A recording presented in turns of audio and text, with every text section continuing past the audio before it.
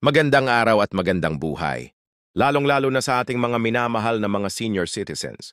Sa araw na ito mga lolo at lola, meron akong magandang balita sa inyo na dapat ninyong mapakinggan dahil sa August 1, 2025 ay may magaganap po na social pension payout sa ating mga qualified na mga senior citizens.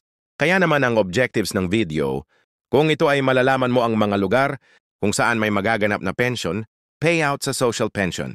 Anong oras po ba magaganap ang inyong payout at saan po ang payout venue? At kasali na rin na inyong malalaman ang kumpletong requirements na dapat niyong i-comply at dagdag paalala para sa ating mga minamahal na mga senior citizens. Kaya naman pakatutukan at kunin niyo po ang mga dapat niyong kunin ng mga balita ng sa ngayon po ay meron kayong idea kung anong mangyari. At yun sa lahat ng ating mga senior citizens. Social Pension Payout Schedule. August 1, 2025. Alamin natin ang buong detalye sa balitang ito. Kung ikaw ay bago pa lang sa aking YouTube channel, inaanya kita na tapusin mo ang video na ito. Hanggang sa dulo ng sa gayon makuha mo ang punto ng video kong ito. At kung gusto mo ang ganitong content na pinag-uusapan, palagi ang payout ng ating mga senior citizens, ang update para sa ating mga senior citizens at mga ganap para sa ating mga senior citizens ay isubscribe mo na ang aking YouTube channel. At kung nais mo na maging updated ka sa mga videos na i-upload ko pa dito sa aking YouTube channel ay i-bell notification mo na. At sa puntong ito atin ang kunin ang magandang balita na mangyayari sa August 1, 2025. Sa lugar po ng Paglat, meron pong magaganap po na payout sa August 1, 2025. Ang payout po ay magaganap sa Paglat Municipal Gymnasium. Sa August 1, 2025, meron pong magaganap na payout sa Buhangin sa 9 hanggang sa 3 ng hapon. Ito po ay sa Davao City sa Buhangin. Ito po ay sa mga unclaimed or hindi mga nakuhang pensyon. Ito po yung chance ninyo na kunin nyo po ang inyo pong payout na para po sa inyo. Sa munisipalidad ng Mantikao, sa probinsya ng Misamis Oriental sa August 1, 2025 ng hapon, po ang inyong payout sa poblasyon. Covered court. Magaganap po ang inyo pong inaasam na payout. Sa Sorson ay meron po magaganap na social pension payout sa August 1, 2025. Sa Barangay Salvacion, umaga po ang inyong payout na may 31 pensioners. Sa Panlayaan, meron pong magaganap na payout sa morning na may 58 pensioners. Morning din ang payout sa Barangay San Isidro na may 88 pensioners. Morning din ang payout sa Barangay Benevista na may 60 saxioners. Hapon po ang payout sa Barangay Rizal na may 105 pensioners. Hapon din ang payout sa Bukbal Bukalan na may 60 fibers at hapon din ang payout sa Barangay Bulabog na may 100ers. Ang inyo pong payout venue ay magaganap sa Bukal-Bukalan CC. Sa Pangpang Gymnasium, ito yung mga barangay na magpe-payout. Umaga po ang payout sa Barangay Kapoy na may 86 pensioners. Umaga din ang payout sa Barangay Tol na may 98 pensioners. Umaga din ang payout sa Barangay Basud, may 73 pensioners. Umaga din ang payout sa Barangay Barayong na may 48 pensioners. Hapon po ang payout sa Pangpang na may 100 pensioners. Hapon din ang Barangay Makabog na may 67 pensioners at hapon din ang payout sa Barangay Ginlahon na may 83 pensioners. Umaga po ang payout sa Barangay Himaloto na may 47 pensioners. Umaga din ang payout sa Barangay Pamura na may 71 pensioners. Umaga din ang payout sa Barangay Piña, Franza na may 77 pensioners at umaga po ang payout sa Barangay Aga na may 97 pensioners. Hapon naman ang payout sa Barangay Tugos na may 57 pensioners. Hapon din ang Barangay Payot na may 93 ayoners. Hapon ang payout sa Barangay Bintano O na may 84 pensioners. At hapon din ang payout sa Barangay Talisay na may 76 pensioners. At ang peanut venue ay magaganap po sa Talisay Covered Court. Sa Barangay Government of Salaman sa Libak, Sultan Kudarat, meron pong magaganap na payout. At ito po ang mga kumpletong detalye sa magaganap po na payout, mga barangay na MPE payout sa August 1, 2025 sa Barangay Puloy-Puloy, Barangay Lagandang, Barangay Nuling, Barangay Purikay, Barangay Pansod, Barangay Tagwisa, Barangay Tran, Barangay Dato Caron, Barangay Calaumongoc venue ninyo ay magaganap po sa Barangay Gymnasium sa Paglat. Municipal Gymnasium ito yung mga barangay na magpe-payout. Barangay Itig, Barangay Salam, Barangay Tual, Barangay Kakal, Barangay Damalusay, Barangay Dakling, Barangay Kampo. Sa Barangay Tarak or sa Barataraza, Palawan meron pong magaganap na payout sa mga barangay na ito. Sabi dito sa August 1, 2025, ang inyo pong payout ay magaganap sa MP daw or MPDAO office. O 2 hanggang 5 ng hapon para po sa mga no-show mula sa nakaraang araw. Sa lahat po ng mga taga-Pilipugons, meron magaganap na payout po sa inyo sa August 1st, 25 and 9:30. Sa umaga po ang pupunta po kayo sa Pilipug Gymnasium po para po sa inyo pong payout.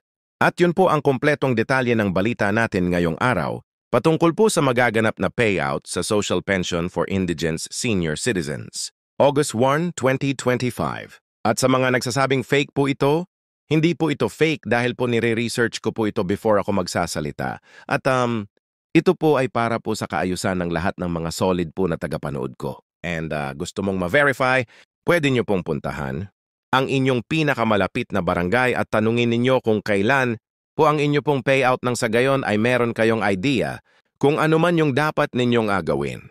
So ngayon ay pupunta naman tayo sa mga kompletong requirements at ifa-flash ko dito. Isang malinaw na Xerox ID ng senior citizens na merong 3 orihinal na pirma o thumb mark sa katulad ng ID ng senior citizens. Paalala, pananatihing presentable ang mga dokumento. Ilagay sa plastic envelope ng iwasang magusot. Huwag bilutin ang mga papel at siguraduhing pareho ang pirma o thumb mark base sa ID ng senior citizens. Kung authorized representative ng senior citizen o benepisyaro ang kukuha ng na pension, isang malinaw na Xerox ID ng senior citizens na mayroong 3 orihinal na pirma o thumb bar sa katulad ng sa ID ng senior citizens. Authorization letter na nagmula sa MSWDO, CSWDO or OSCAR na mayroong orihinal na Permanina MSWDO, OSCAR Senior Citizens at Authorized Representative. Isang malinaw na Xerox ng government-issued ID kagaya ng SS, updated PhilHealth ID, updated Barangay ID, HUMID, Voters ID, updated voter certification, updated police clearance and authorized representative at lagyan ng 3 orihinal na pirma o thumb mark katulad ng ipapakitang ID. Paalala, siguraduhing pareho ang lagda o thumb mark ng senior citizens, benepisyaro at authorized representative base sa kopya ng government-issued ID na pinisinta. Kumpletuhin ang mga hinihing lagda thumb marks sa authorization letter. Iwasang magusot at huwag bilutin ang mga dokumento.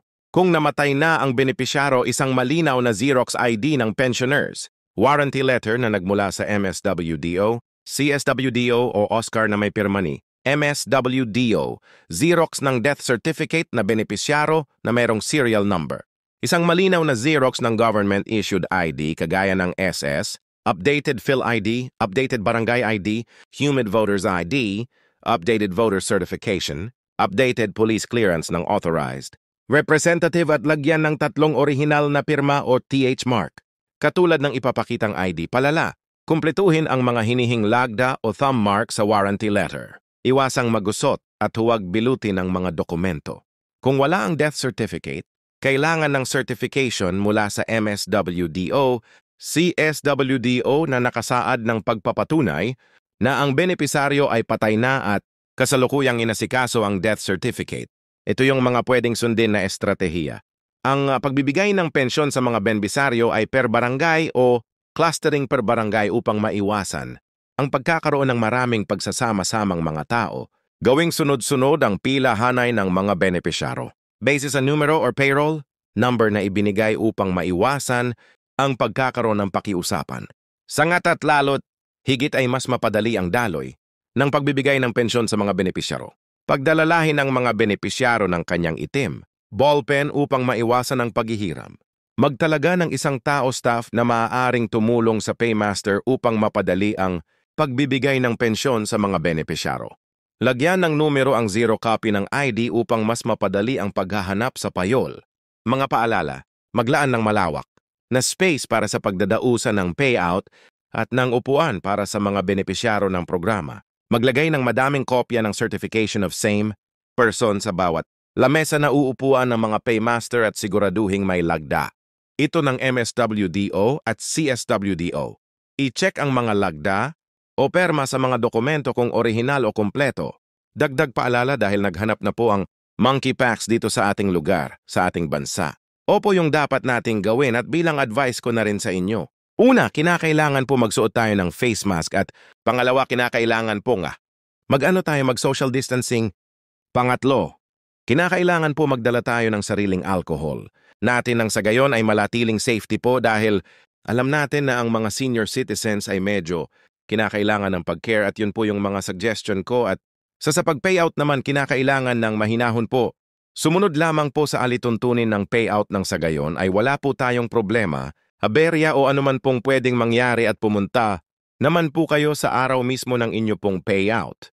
Huwag po kayong mag-advance na pumunta doon. Dahil po kung ano-sino yung nakaschedule talaga. Yun naman po ang makakuha ng kanilang payout at kinakailangan kumpleto din ang requirement sa pagpunta doon at kung kinakailangan ninyo ng tawag dito, kasama or assistant, so pwede nyo pong magdala at yun po ang vlog natin for today na sana'y nagkuhan na nyo po ng aral. Maraming salamat sa panonood. Bye-bye and see you again. Next time muli ako po si Rel Mendoza.